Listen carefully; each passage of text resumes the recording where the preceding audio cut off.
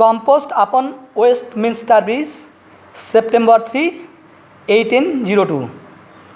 William Wordsworth. Earth has not anything, পৃথিবীর কোনো কিছুই নেই, টু শো মোর ফেয়ার, আরও সুন্দর দেখানোর মতো।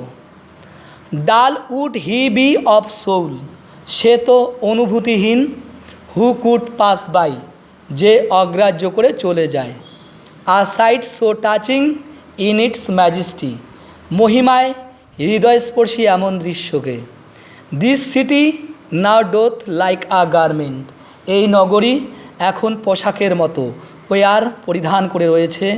The beauty of the morning, সকালের সৌন্দর্য। সাইলেন্ট বেয়ার, নীরব অনাবৃত। শিপস, জাহাজগুলো। টাওয়ার্স, চূড়া।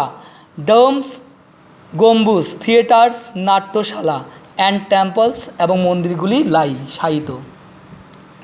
ওপেন আনটু দ্য ফিল্ডস, উন্মুক্তভাবে ছড়িয়ে আছে মাঠ পর্যন্ত।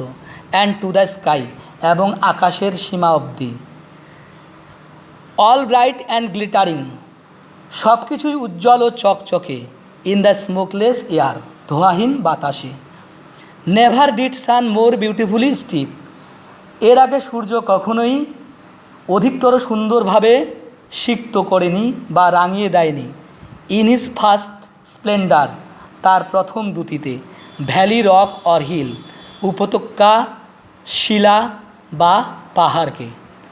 Never saw I, never felt, never saw I, কখনো আমি দেখিনি। নেভার ফেল্ড, কখনো অনুভব করিনি। আ কাম সো ডিপ, এত গভীর প্রশান্তি।